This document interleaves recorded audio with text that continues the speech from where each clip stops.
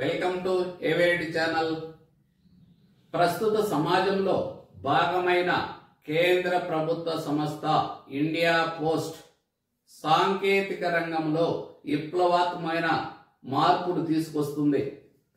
సరికొత్తగా కేంద్ర ప్రభుత్వం తపాలా వ్యవస్థలో ఇండిపెండెంట్ డెలివరీ సెంటర్ ఏర్పాటు చేయడం జరుగుతుంది.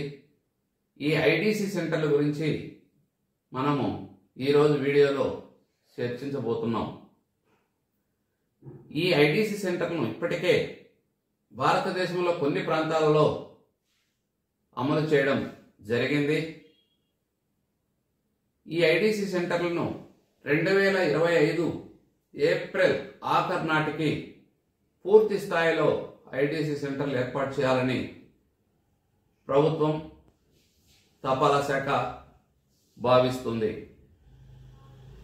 ప్రస్తుతం డెలివరీ వ్యవస్థ ద్వారా 94 కోట్ల రూపాయలు ఆదాయం వస్తుంది. 2028 సంవత్సరం నాటికి ఈ తపాలా డెలివరీ వ్యవస్థ ద్వారా ఆదాయాన్ని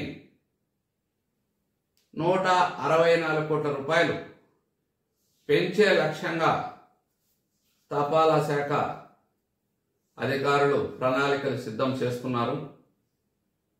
అలాగే పార్షల్ ద్వారా 6,70,00,000 రూపాయలు ఆదాయం వస్తుండగా దానిని 46 కోట్లకు పెంచే లక్ష్యంగా తపాలా శాఖ ప్రణాళిక సిద్ధం చేస్తుంది. ఈ ఐడిసి సెంటర్ల ద్వారా ఏబిపిఎంలకు అంటే అసిస్టెంట్ బ్రాంచ్ పోస్ట్ మాస్టర్లకు అమెజాన్, ఫ్లిప్కార్ట్ వంటి కమర్షియల్ ప్లాట్ఫామ్ మీదకు తీసుకురావడానికి తపాలా శాఖ నిర్ణయం తీసుకుంది.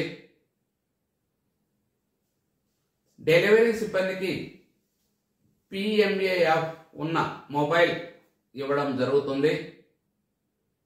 ఒక ఏబిపిఎం రోజుకు 15 కిలోమీటర్ల లోపు ప్రయాణం చేయాల్సి ఉంటుంది.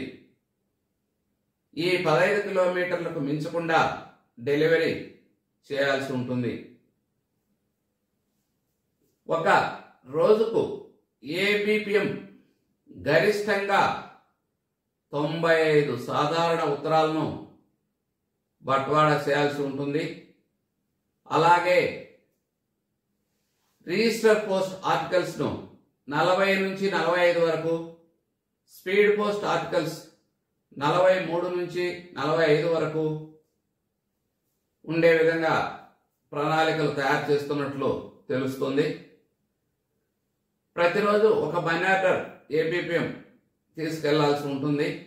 ప్రతిరోజు ఏబిపిఎం సిఓడి ఆర్టికల్స్ 3 నుంచి 5 వరకు డెలివరీ చేయాల్సి ఉంటుంది. చిన్న ఐడిసి సెంటర్లో ఒకే షిఫ్ట్ ఉండే విధంగా, పెద్ద ఐడిసిలో 2 షిఫ్ట్లు ఉండే విధంగా తపాలా శాఖ ప్రణాళికను సిద్ధం చేస్తుంది.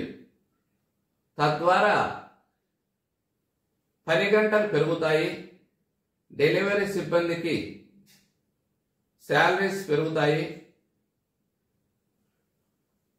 ప్రస్తుతం డెలివరీ సిబ్బందికి ఎలక్ట్రికల్ బైకులు ఇవ్వడం జరుగుతుంది. అయితే బైక్ ఉన్న వారికి పెట్రోల్ అలవెన్స్ ఇస్తారు.